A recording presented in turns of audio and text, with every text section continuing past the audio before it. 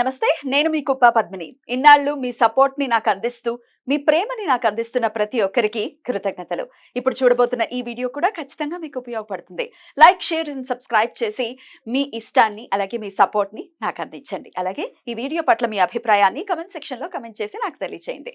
నమస్తే, welcome to our channel. నేను పద్మిని. ప్రస్తుతంతో పాటు ప్రముఖ ఆధ్యాత్మికవేత్త, ఆస్ట్రో న్యూమరాలజిస్ట్, ఎనర్జీ వాస్తు స్పెషలిస్ట్, శ్రీవిద్యోపాసకురాలు శ్రీమతి జయప్రద గారు మనతో పాటు ఉన్నారు. మాట్లాడదాం. నమస్కారం అండి. నమస్తే అమ్మా. శ్రీమాత్రే నమః. జయప్రద గారు నక్షత్రాల గురించి చెప్తూ ఉన్నారు.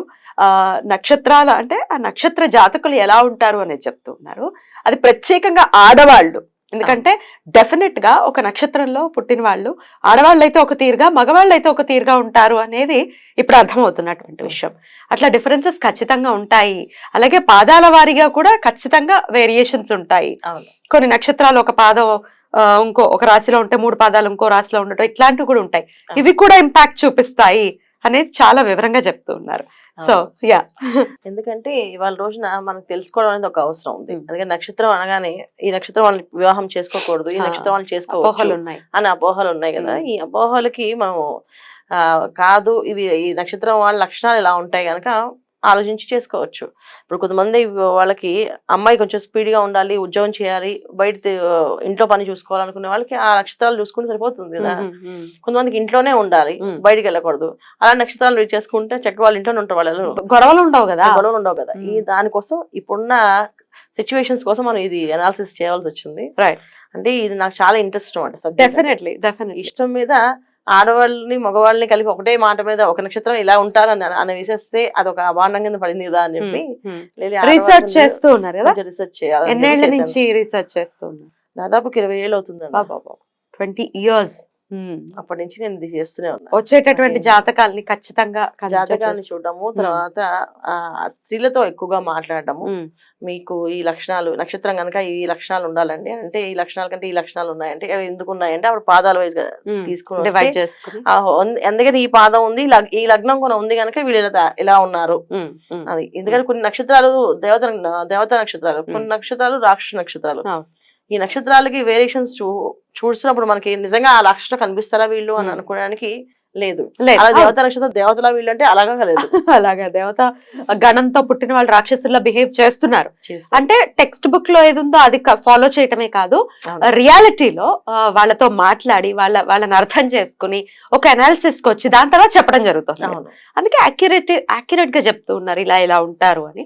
దానికి కనెక్ట్ అవుతున్నారు కూడా ప్రజలు చాలా. కొన్ని నక్షత్రాల గురించి ఆల్రెడీ మాట్లాడుకోవడం జరిగింది. ఇవాళ మరికొన్ని నక్షత్రాలని మనం ఒకసారి మీరు చెప్తే మేము వింటాము. మరి స్టార్ట్ చేద్దామా? తప్పకుండా. మరి ఆశ్లేష నక్షత్రం. కొన్ని నక్షత్రాలకి కొన్ని అపవాదులు ఉన్నాయి. ఆశ్లేష అంటేనే గజ గజ గజ వణుకుతారు.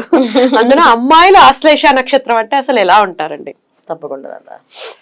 ఆశ్లేష అమ్మాయిలు చక్కగా వాళ్ళ ఆలోచన విధానం చాలా పదునుగా ఉంటుంది.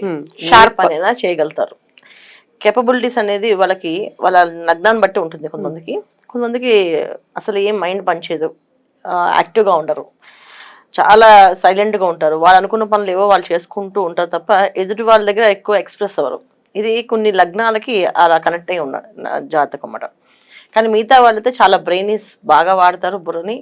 అసలు వాళ్ళకున్న అంత ఫాస్ట్గా అంటే మార్చే విషయాన్ని అంటే వీళ్ళని ఏ విధంగా చెప్పచ్చు అంటే ఒక వ్యాపారం మీద ఒక ప్లాన్ చెప్పామంటే దానికి ఫస్టే వీళ్ళు ఒక లాభ నష్టాలు వేసేస్తారు. ఇది చేస్తే లాభం వస్తుంది ఈ వ్యాపారంలో, ఇది చేస్తే నష్టం వస్తుంది అనే అంత ఎనాలిసిస్ చేయడం కెపబిలిటీ వీళ్ళకి ఉంటుంది. అయితే ఏంటంటే జనరల్గా ఆశ్లేష వాళ్ళకి అదృష్టము అది కర్కాటక రాశిలో ఉండడం ఒకటి, బుధ నక్షత్రం. దీనివల్ల ఏంటి అంటే కొన్ని విషయాలు కొంతమందికి సపోర్టింగ్ ఉండదు. దానివల్ల వీళ్ళకి ఆ సపోర్ట్ లేకపోవడం వల్ల అది ఉద్రేకంగా మాట్లాడడం కానీ, మమ్మల్ని గుర్తించలేదు అన్నాం అని ఆవేశపడ్డం కానీ, గట్టిగా మాట్లాడడం కానీ జరుగుతుంటుంది. అందువల్ల వీళ్ళంటే కొంచెం భయం, అంటే వీళ్ళతో తలనొప్పేలే అని చెప్పేసి. కానీ వీళ్ళు అడిగిన విషయాలన్నీ కరెక్టే, కానీ అరిచి మాట్లాడడం వల్ల పోతుంది. అండ్ యథార్థం మాట్లాడటం వల్ల కూడా ఇబ్బంది వస్తుంది. అది యథార్థం అనేది కంటే వాళ్ళ బాధని చెప్తూ ఉంటారు. ఒక్కొక్కసారి లాజిక్స్ మీద మాట్లాడతారు ఎక్కువ. ఈ లాజిక్స్ జనరల్ గా ఇష్టపడరు జనాలు. యథార్థవాదే లోక విరోధి అని సామెత ఉంది కదా. ఖచ్చితంగా. సో ఈ విషయం మీద వీళ్ళ మీద ఉంటుంది. ఇంకోటి ఏంటంటే వీళ్ళకి మెయిన్ ఉండే విషయం ఏంటంటే భర్తకి ఏదైనా అనుకూలంగా చేయాలని వీళ్ళు అనుకోరు, వీళ్ళు అనుకుంటే వాళ్ళు చేస్తుంటారు. అందువల్ల కూడా ఎక్కువ మంది ఇష్టపడరు. అంటే ఇప్పుడు ఇలా మా ఇంట్లో ఇలా పద్ధతులు ఉంటాయి, ఇలాగే చేయాలంటే ఎందుకు ఉండాలి? ఒక ఆడవాళ్ళకి ఉండే స్వేచ్ఛ ఏదైతే ఉందో ఆ స్వేచ్ఛ మేము వాడుకుంటాం. దాని ప్రకారం ఆచారాలు 3 ఆచారాలు నమ్మాలి అని రూల్ ఏంటి అని చెప్పేసి అనే మాటలు మాట్లాడతారు. అందువల్ల కూడా చాలా మంది ఈ ఆశ్లేష వాళ్ళ వద్దులే అని చెప్పేసి అంటారు. ఇది 3 ఆచారం కాదు, సాంప్రదాయం అనేది చిన్నప్పటి నుంచి అలవాటు చేస్తే వాళ్ళు అలాగే పెరుగుతారు. ఇప్పుడు ఆశ్లేష అమ్మాయిలు ఒక వేదం కుటుంబంలో పుట్టారనుకోండి, మొత్తం అన్ని సంగీతము, దాని తగ్గ మడి ఆచారము, వంట వార్పు వడ్డన ఇవన్నీ నేర్చుకుంటారు ఖచ్చితంగా. కాకపోతే ఏంటి పెరిగే వాతావరణం బట్టి వీళ్ళు మలుచుకుంటుంటారు సిచ్యువేషన్స్ని. ఒక్కసారి మారమంటే మారలు. ఆ ఒక్కసారి మార్పు అనేది వీళ్ళ దగ్గర రాదు. వాళ్ళు అనుకున్నప్పుడు నచ్చితే వాళ్ళు చేస్తారు తప్ప మనం చెప్పేంత వెంటనే మారరు. ఇది వీళ్ళు. తర్వాత ఇంకోటి ఏంటంటే ఈ మనుషులతో కలవడం అనేది పెద్దగా వాళ్ళకి ఏమి ఇష్టం ఉండదు. ఆటోమేటిక్గా మనుషులు అట్రాక్ట్ అవుతుంటారు వీళ్ళకి. వీళ్ళతో మాట్లాడాలనుకుంటారు, వీళ్ళతో చెప్పాలనుకుంటారు, ఏ విషయమైనా ఓపెన్గా చెప్తూ ఉంటారు. పర్సనల్ విషయాలు కూడా వీళ్ళకి చెప్పేస్తూ ఉంటారు. కానీ వీళ్ళే అంటే వినాలి, వాళ్ళ విషయాలు విని మనం మాట్లాడి అదేదైనా వాళ్ళకి సలహా ఇద్దాం అనుకోరు. కానీ పరిపూర్ణంగా వీళ్ళని అడిగితే మాత్రం వాళ్ళు ఐడియా ఇస్తారు. అది మొహమాటం ఏం లేదు, అది ఎవరికి సపోర్టింగ్గా ఉండదు అనమాట. వాళ్ళకి నచ్చింది వాళ్ళు చెప్తారు ఆన్సర్. ఆ ఆన్సర్సే చాలా వరకు కొంతమంది గొడవలు వచ్చే అవకాశము, ఈ అమ్మాయి వల్లే మాకు గొడవలు స్టార్ట్ అయ్యాను అనుకోవడము, వీళ్ళని బలి చేయడము, వీళ్ళు బలిపసులుగా మారడం పాపం, ఇవి జరుగుతుంటాయి. ఇంతకు మించి ఆశ్లేష నక్షత్రం గురించి మనం అంత బ్యాడ్ గా చెప్పుకోవడానికి ఏమీ లేదు. It's beautiful definitely. ఎందుకంటే ఓపెన్ మైండెడ్ గా ఉండే వాళ్ళతోనే బెటర్ అండి యాక్చువల్ కదా. లోపల కుళ్ళు పెట్టేసుకుని నటించే వాళ్ళు అమ్మ బాబు డేంజర్, ఆశ్లేష సూపర్ అని చెప్పుకోవచ్చు. అయినప్పటికీ వీళ్ళు చేసుకోవాల్సినటువంటి పరిహారాలు ఏమైనా ఉన్నాయి? ఖచ్చితంగా. ఎందుకంటే వివాహం చాలా మందికి ఆలస్యంగా ఉంటుంది, కొంతమంది వివాహం చేసుకోవాలని ఇంట్రెస్ట్ ఉండదు. సరే వీళ్ళు ఏంటంటే ఆశ్లేష అనగానే ఒక సర్పం కదా, పెద్ద సర్పం అది అని అంటారు. అందుకని ఏంటంటే మెయిన్ వీళ్ళకి గైనికి సంబంధించిన ఇబ్బందులు ఉంటాయి.